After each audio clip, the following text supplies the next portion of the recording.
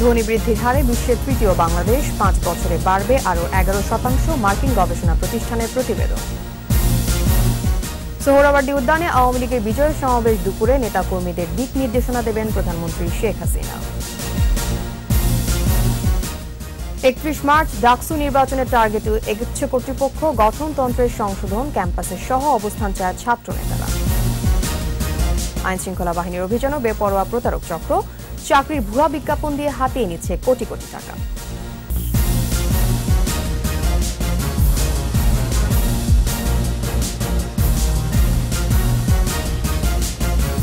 শুনছিলেন first security ইসলামী bank limited সংবাদ শিরোনাম। আমন্ত্রণ জানাচ্ছি সকাল 9টার 21 সংবাদে, আর আপনাদের সাথে থাকছি আমি তাসনিম আফিফা। সংবাদ আরও থাকছেন। বিপিএলে দুপুরে মুখোমুখি রংপুর ও সিলেট, সন্ধ্যায় চিটাগংয়ের প্রতিপক্ষ খুলনা।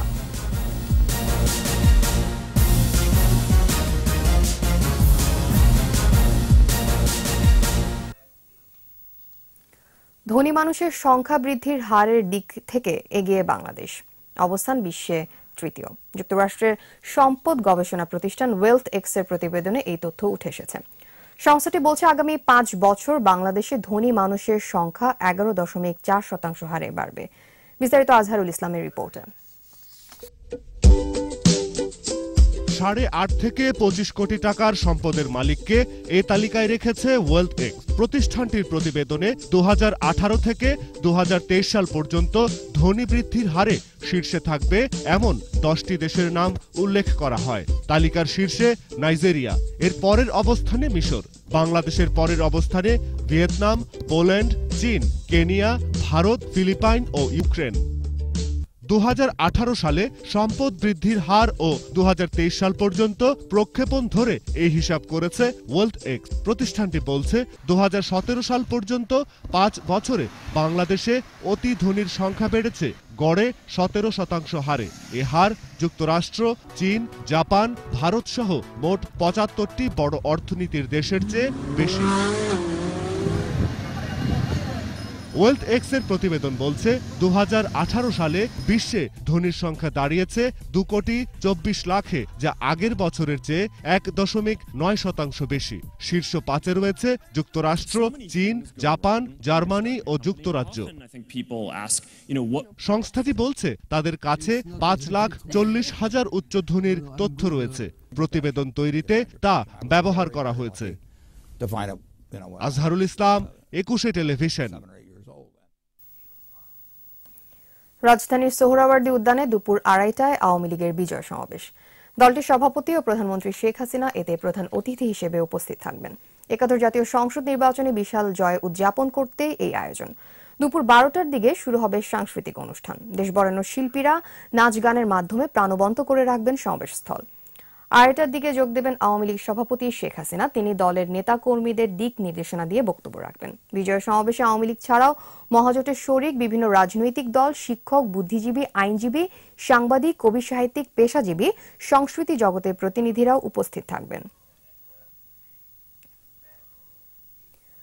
ঢাকা বিশ্ববিদ্যালয়ে চলছে কেন্দ্রীয় ছাত্র সংসদ ডাকসু নির্বাচনের তোড়জোড়। এরই মধ্যে ডাকসু ও হল সংসদ নির্বাচন পরিচালনার জন্য প্রধান রিটার্নিং কর্মকর্তা নিয়োগ দিয়েছে কর্তৃপক্ষ। গঠন করা হয়েছে 15 সদস্যের কমিটি। নির্বাচনকে কেন্দ্র করে নড়ে চড়ে বসেছে ছাত্র সংগঠনগুলো। রিপোর্ট শাকির আরজুর। ঢাকা বিশ্ববিদ্যালয়ের কেন্দ্রীয় ছাত্র সংসদ ডাকসুর সর্বশেষ নির্বাচন হয় 1990 সালের 6 জুন। এরপর বেশ কয়েকবার ডাকসু নির্বাচনের দাবিতে আন্দোলন হলেও নির্বাচন হয়নি। 2013 সালে বিশ্ববিদ্যালয়ের 31 জন শিক্ষার্থীর করা একটি রিটের প্রেক্ষিতে গত বছরের 17 জানুয়ারি 6 মাসের মধ্যে ডাকসু নির্বাচনের ব্যবস্থা নিতে বিশ্ববিদ্যালয় কর্তৃপক্ষকে নির্দেশনা দেয় উচ্চ আদালত। কিন্তু অগ্রগতি না হওয়ায় বিশ্ববিদ্যালয় কর্তৃপক্ষকে উকিল নোটিশ পাঠানো হয়।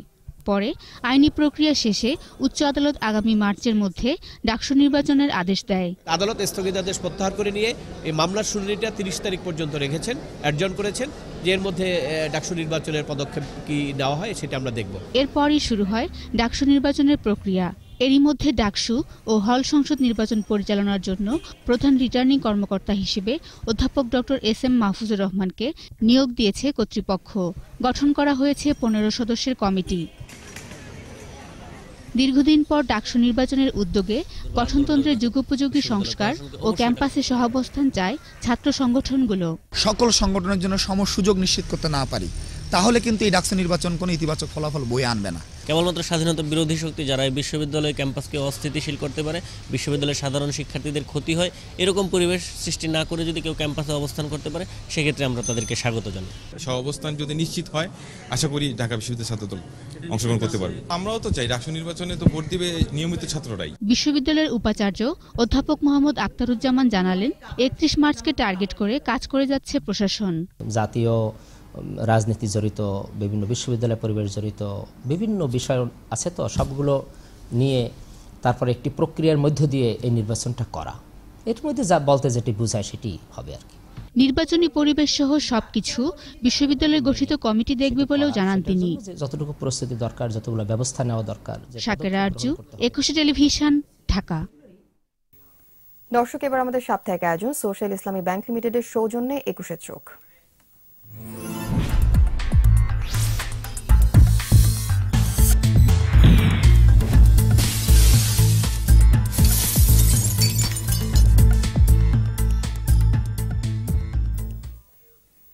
দেশে অর্থনৈতিক উন্নয়ন হলেও বেকারের সংখ্যাও কম নয়, বিশেষ করে শিক্ষিত বেকারের সংখ্যাই বেশি। আর এই সুযোগে চাকরির ভুয়া বিজ্ঞাপন দিয়ে বেকারদের কাছ থেকে অর্থ হাতিয়ে নিচ্ছে এক শ্রেণীর প্রতারক। আরও জানাচ্ছেন সাইদুল ইসলাম। দেশের তরুণ সমাজের কাছে উদ্বেগজনক শব্দ বেকারত্ব। তরুণেরা যত বেশি পড়ালেখা করছে, বেকারত্বের ঝুঁকিও যেন ততটাই বাড়ছে। দেশের লাখ লাখ বেকার যখন কাজের খোঁজে হন্য হয়ে ঘুরছে, ঠিক তখনই এক শ্রেণীর প্রতারক নাম সর্বস্ব প্রতিষ্ঠান বানিয়ে ভুয়া বিজ্ঞাপন দিয়ে হাতিয়ে নিচ্ছে টাকা। দেয়াল পিলারের পাশাপাশি কখনো কখনো পত্রিকায় বিজ্ঞাপন দিয়েও ফাঁদে ফেলা হচ্ছে চাকরি প্রার্থীদের।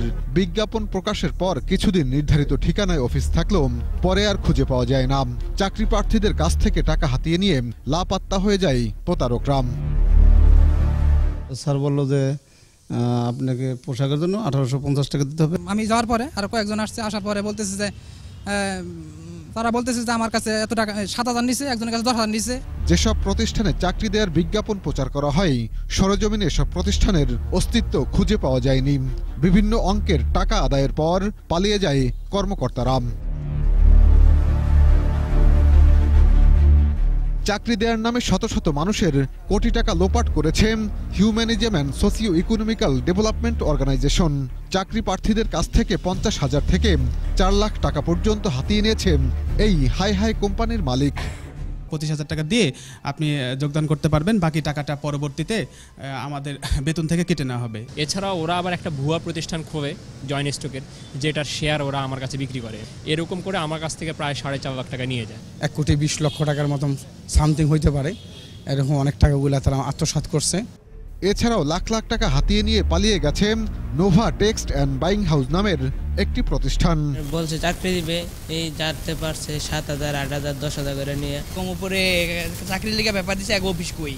এসব প্রতিষ্ঠানের বিরুদ্ধে বিভিন্ন সময়ে অভিযান চালানো হলেও পুরোপুরি বন্ধ করা যাচ্ছে না বলে জানান পুলিশের এই কর্মকর্তা। প্রতারণার যে ক্ষেত্র, এটা কিন্তু ব্যাপকভাবে বিস্তৃত। যারা যারা এই প্রতারণার খপ্পরে পড়েন, তারা যদি একটু নিজেদের বিচার বিশ্লেষণটিকে বা বিচার বুদ্ধিকে কাজে লাগায়, তাহলে কিন্তু তারা কিন্তু এক্ষেত্রে অনেকটাই পরিত্রাণ পেতে পারে।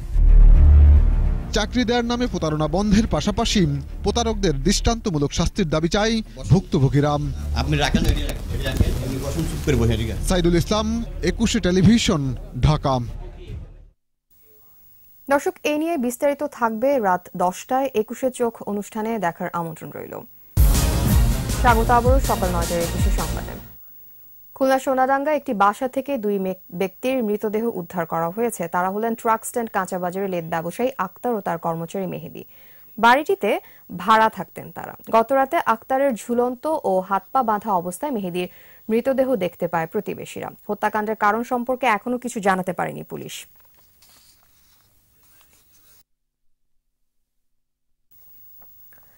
সাপ্তাহিক ছুটির দিন শুক্রবার ঢাকা আন্তর্জাতিক বাণিজ্য মেলায় ছিল ক্রেতা দর্শনার্থীদের উপচে পড়া ভিড়। পরিবারের সদস্যদের সাথে ছিল শিশুরাও। নিরাপত্তা সহ সার্বিক ব্যবস্থাপনায় সন্তুষ্ট দর্শনার্থীরা, আর বেচা বিক্রি ভালো হওয়ায় খুশি বিক্রেতারা। রিপোর্ট ইবনে নুর শাওনের। শুক্রবার সন্ধ্যায় বাণিজ্য মেলায় ঢল নামে ক্রেতা দর্শনার্থীর।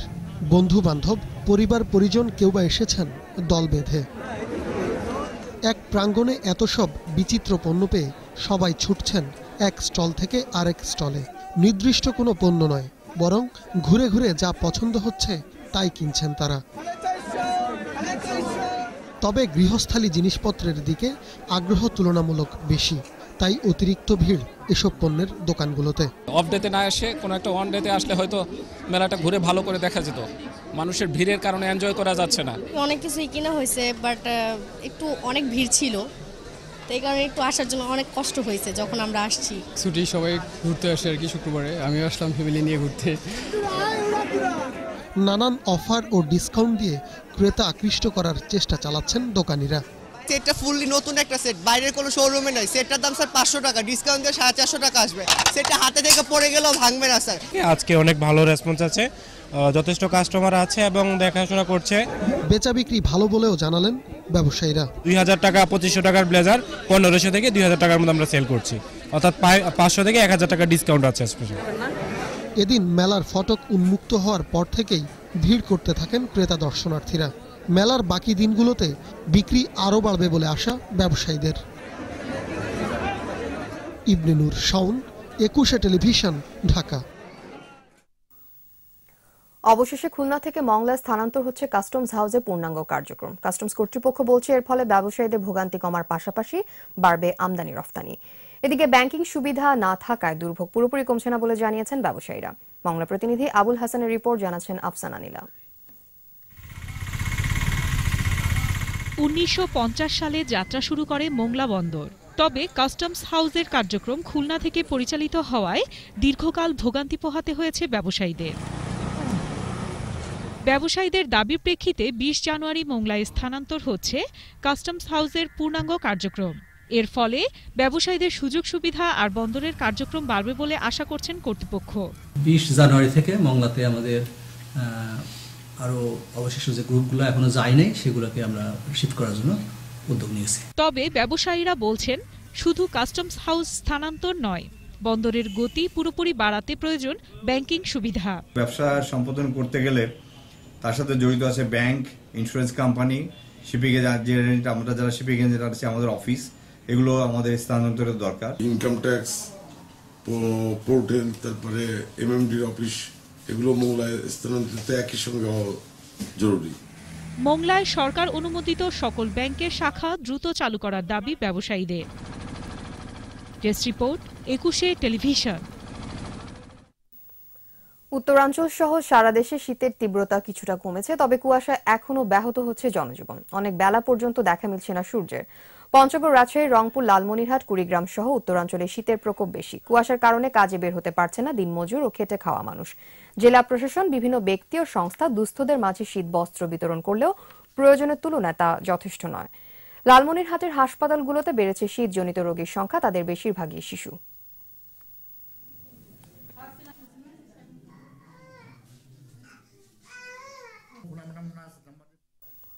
আবারও নিচ্ছি ইসলামী ব্যাংক বিরতি। যখন ফিরছি তখন অন্যান্য খবরের সঙ্গে আরও থাকবে। ট্রাম্প কিম দ্বিতীয় শীর্ষ বৈঠক ফেব্রুয়ারিতে। উত্তর কোরিয়া প্রতিনিধি দল। জার্মান ফুটবল লিগে বায়ার্নের 12তম জয়, হোফেনহেইমকে হারালো 3-1 গোলে। শেষ করছি সকাল 9টার 21 সংবাদ। যাবার আগে ফার্স্ট সিকিউরিটি ইসলামী ব্যাংক লিমিটেড সংবাদ শিরোনামগুলো জানিয়ে দিব আরও একবার। ধনী বৃদ্ধির হারে বিশ্বের তৃতীয় বাংলাদেশ, 5 বছরে বাড়বে আরও 11%, মার্কিন গবেষণা প্রতিষ্ঠানের প্রতিবেদন। সোহরাওয়ার্দী উদ্যানে আওয়ামী লীগের বিজয় সমাবেশ, দুপুরে নেতা কর্মীদের দিক নির্দেশনা দেবেন প্রধানমন্ত্রী শেখ হাসিনা। 31 মার্চ ডাকসু নির্বাচনের টার্গেটে এগুচ্ছে কর্তৃপক্ষ, গঠনতন্ত্রের সংশোধন, ক্যাম্পাসের সহ অবস্থান চায় ছাত্র নেতারা। আইন শৃঙ্খলা বাহিনীর অভিযানও বেপরোয়া প্রতারক চক্র, চাকরির ভুয়া বিজ্ঞাপন দিয়ে হাতিয়ে নিচ্ছে কোটি কোটি টাকা।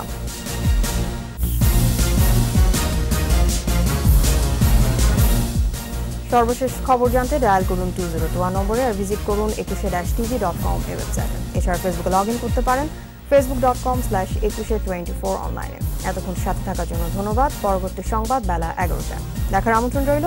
21-এর সাথে।